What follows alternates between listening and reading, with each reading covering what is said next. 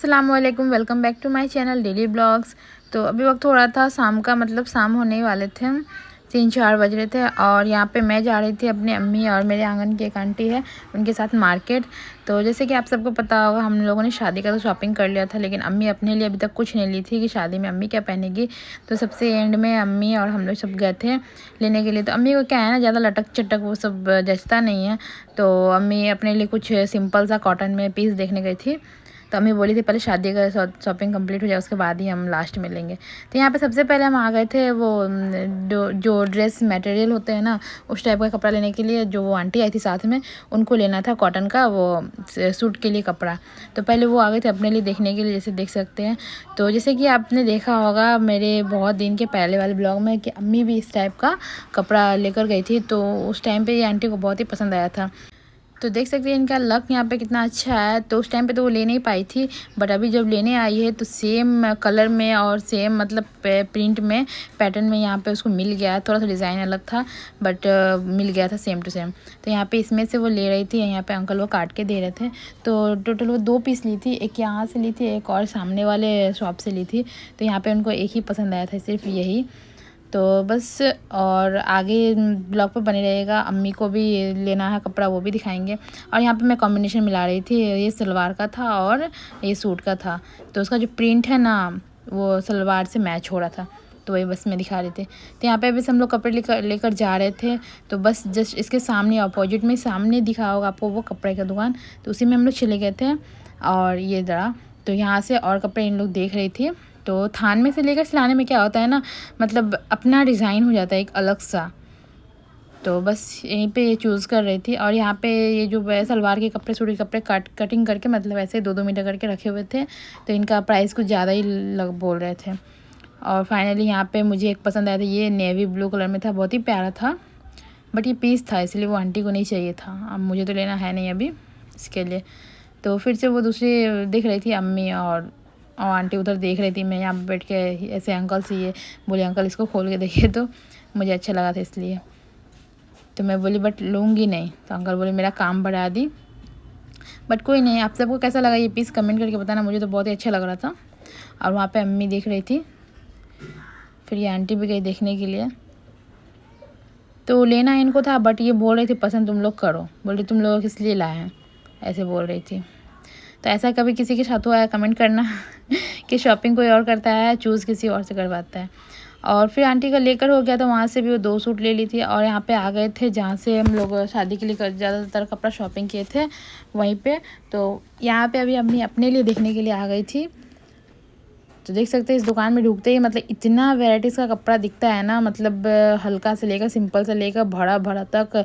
और दुल्हन मतलब ब्राइडल भी मिल जाता है इस दुकान पे, बहुत ही अच्छा अच्छा। तो यहाँ पे कॉटन में बोले थे निकालने के लिए, बट इनके दुकान में कॉटन में कुछ कमी था, ज़्यादातर वो भरा भरा था, ये काम वाम वाला ही था।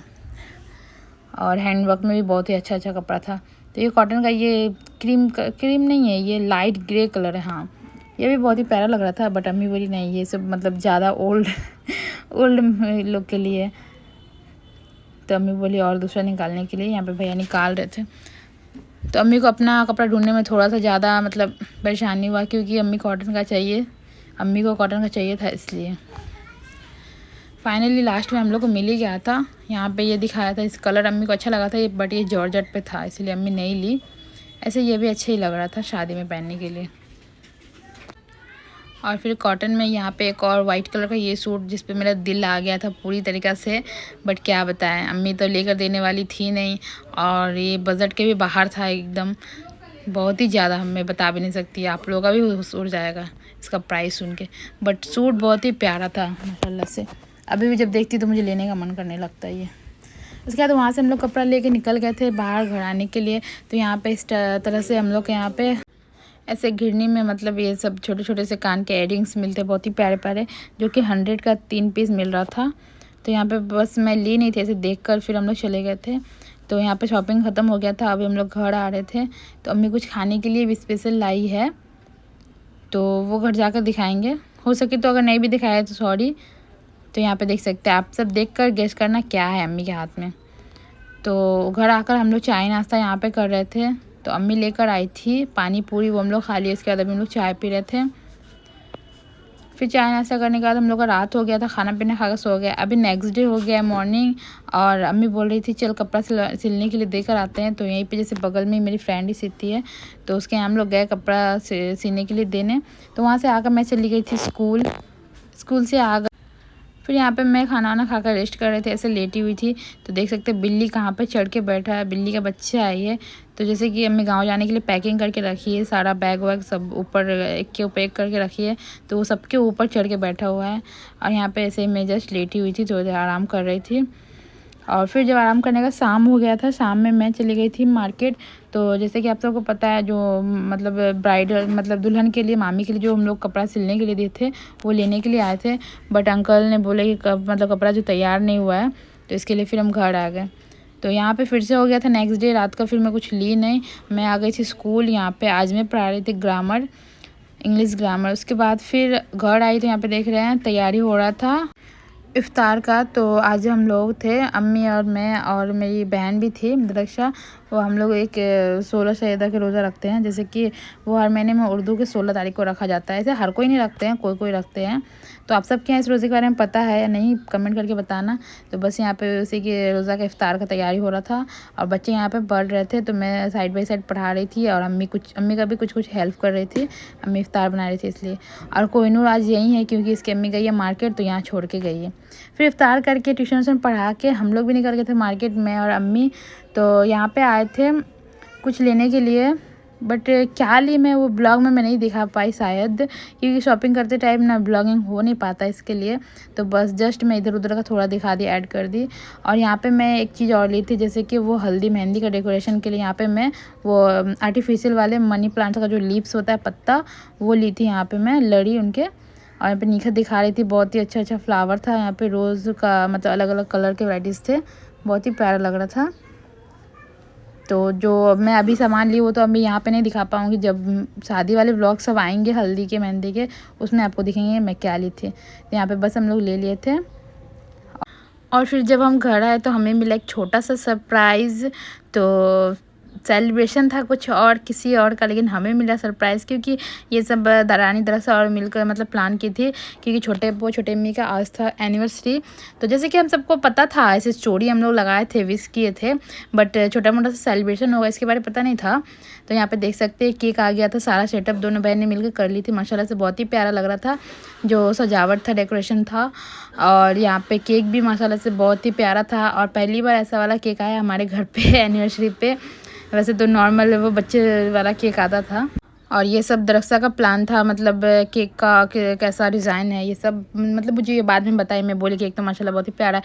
तो बोली हाँ, मैं दरख्सा मतलब अपनी फ्रेंड को ऐसा फ़ोटो दिखाए, तो वो बोली हाँ मैं ऐसा ऑर्डर करके मंगवा दूँगी। तो ये कस्टमाइज़ केक है, जैसे कि दरख्सा ने पिक्चर दिखाया था, जैसे सेम टू सेम वैसा ही केक आया बनकर। तो दरख्सा की फ्रेंड को भी मेरी तरफ से एक थैंक यू बोल देते, क्योंकि मुझे भी केक बहुत ही प्यारा लगा था। तो इसलिए। और यहाँ पे कैंडल दो आया था, एक फायर वाला भी आया था और ये एक ऐसे जस्ट नॉर्मल कैंडल भी आया था, बहुत ही प्यारा लग रहा था। और यहाँ पे दरअसल जला रही थी कैंडल को, तो देख सकते हैं लाइटर से, बट डर लग रहा था मुझे, तो ये अचानक से एकदम जल जाता है, इसके लिए थोड़ा डर लगता है। तो यहाँ पे माशाल्लाह से बस अब केक कट होने वाला था, जैसे कि आप सब ने भी देख लो, बहुत ही प्यारा सा ये मोमेंट था हम सब के लिए। और पहली बार इतना अच्छा सेलिब्रेशन हुआ था घर पे। तो बस फाइनली यहाँ पे केक कट हो गया था। सबसे पहले छोटे अब्बू ने छोटे अम्मी को केक खिलाया, फिर छोटे अब्बू दरख्सा को भी खिलाया, एक एक करके फिर हम सबको खिलाए थे। तो बस ये प्यारा सा मोमेंट को हम कैप्चर कर लिए थे अपने ब्लॉग में भी। और वैसे शायद रानी भी ब्लॉगिंग की थी, बट उसके चैनल पर आप सब देखना, अभी तक शायद वो अपलोड नहीं की है। और यहाँ पे छोटी अम्मी फिर सबको खिला रही थी और मुझे भी खिलाए थे छोटे अब्बू, तो यहाँ पे मैं खा रही थी अभी, बट मैं अपना वीडियो नहीं ले पाई। तो जैसे कि आप सब एक चीज़ नोटिस करना, इस ब्लॉग में कुछ कमी है। किस चीज़ की कमी है वो अभी मैं नहीं बताऊँगी, तो आप सब पहले कमेंट करना, फिर मैं लास्ट में बताती हूँ किस चीज़ की कमी है। तो यहाँ पे एक एक करके सबको खिलाया। और यहाँ पे जैसे कि आप सब बोलेंगे कि और सारे लोग कहाँ घर के, तो जैसे कि मेरी अम्मी और छोटी अम्मी और भी मजली मम्मी लोग, वो लोग नहीं है, क्योंकि मेरी अम्मी कहीं गई हुई थी और रात का टाइम था, तो कोई खा पी के आराम कर रहे थे। तो ये छोटा सा सेलिब्रेशन था, इसीलिए बस हम लोगों ने बच्चे लोग छोटे अम्मी लोग के साथ मिलकर सेलिब्रेट कर लिए प्यार से अच्छे से। और लास्ट में हम लोगों ने कुछ फैमिली फ़ोटोज़ शूट किए, तो सबसे लास्ट में आपको मैं दिखूँगी, पूरे व्लॉग में मैं नहीं दिखी थी, तो बस यही कमी था।